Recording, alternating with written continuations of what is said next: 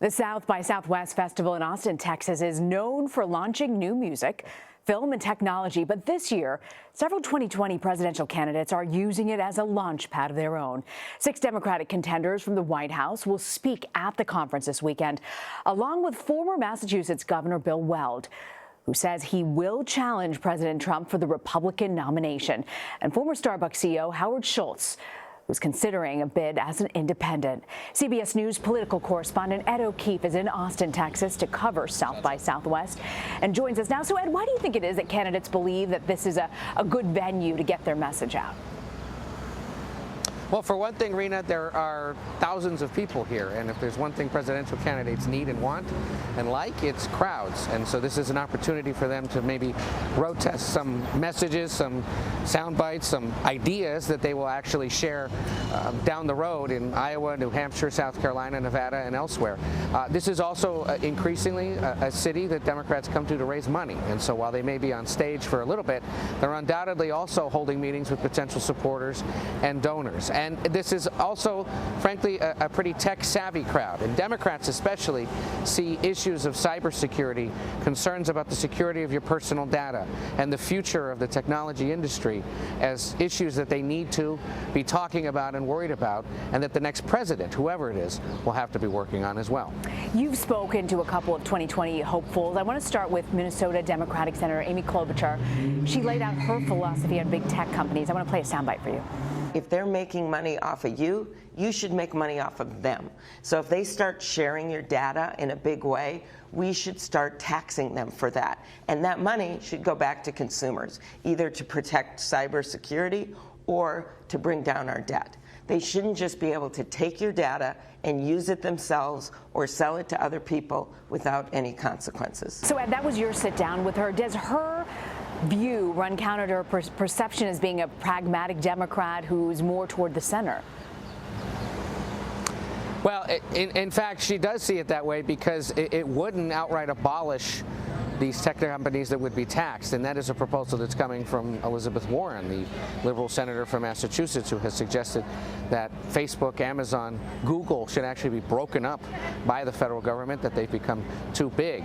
Klobuchar says no, this is a more pragmatic approach, something that she hasn't even totally firmly written down yet because she'd like some feedback from the kinds of people that attend this conference, and in hopes of trying to come up with some idea that says, look, if Amazon or Target or Facebook wants to sell or share your personal information about your shopping habits, when your birthday is, where you live, that has to be taxed as a commodity, or it should be, because it would potentially disincentivize people from doing that, or ultimately lead them to only sell or share that data in perhaps the most logical and business-friendly circumstances. So we'll see what the reaction to that is here, but it's a kind of idea that's being floated at a conference like this, and one of the early ways that we're seeing some differences between candidates, those that feel that there should be real dramatic changes to how Americans interact with technology companies and how those technology companies operate, and more pragmatic proposals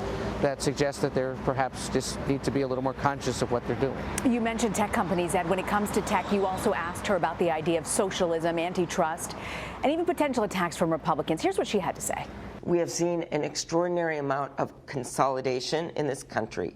So I believe we should revamp our antitrust laws, that we should make it easier to basically go after this consolidation. We love innovation. We are a capitalist system. So if they are claiming socialism, this is what I say. I want to protect our capitalist system. It is Adam Smith, the founding father of our capitalism, the one who spoke out for capitalism, who said we should fear the power of monopolies. So in order to spur innovation and unleash entrepreneurship, you have to make sure that one firm isn't just dominating a segment. That's what antitrust law is about. How different are her ideas on antitrust when you compare it to, for instance, Senator Elizabeth Warren, who made headlines about her plan to break up big tech? Yeah, I mean, that's perhaps the most dramatic proposal. Klobuchar, by virtue of being a former prosecutor and a member of the Senate on the Judiciary Committee who's worked on antitrust issues, is someone who, has spent a lot of time worrying about consolidation across corporate America. and continues to believe that, look, these companies should be allowed to exist, but they just have to be existing within reason. And so she's making the point that perhaps there needs to be a better job done of looking at mergers and acquisitions and ensuring that some of these companies, especially in the tech space, aren't getting too big. You also spoke to former Starbucks CEO Howard Schultz. He's considering running as an independent. Here's what he had to say when responding to Senator Warren's big tech plan. I think it's unfortunate that we are living at a time right now where politicians, in order to stay above the fray, have to issue such ridiculous things that have no place. Are we really going to break up these companies? No, we don't have to break up these companies. We need to discuss with the leaders of those companies their responsibility to the American people, responsibility about privacy issues, and have a conversation based on civility. But what Elizabeth Warren is offering is not a solution for the American people, and I think is inconsistent with our free enterprise system.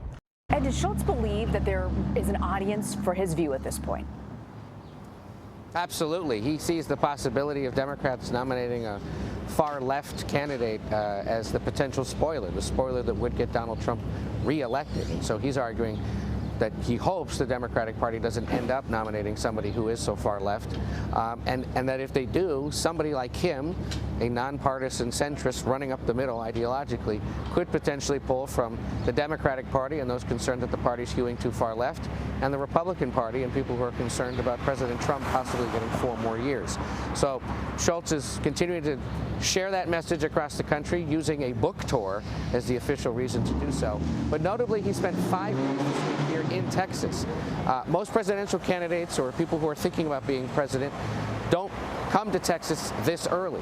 They wouldn't come until a general election, if at all, because it's been a Republican state. But his argument is these are the kinds of places where somebody like me could potentially pick off support from the Republican president and potentially from the Democratic contender and make this a swing state. So interesting that he's doing it this early, but it's a sign that as everyone else focuses on Iowa, New Hampshire, South Carolina, Nevada, and California, which are essentially the 5 biggest early primary states in 2020, he is going to go in a completely different direction, literally, figuratively, and ideologically. And we should know probably by the fall whether he plans to run. Wow, okay, that's pretty wide runway there, the fall. I want to ask you, though, years ago, Julian Castro once told me he really believed Texas could turn blue in his lifetime, in the very near future.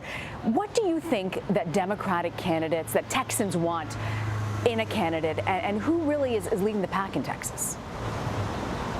Well, no real reliable polling here yet, in part because they're waiting to see whether the Democratic nominee for the U.S. Senate last year, Beto O'Rourke, ultimately decides to run for president. He, too, is here this weekend for 2 events, but isn't expected to tip his hat in any way regarding his potential future.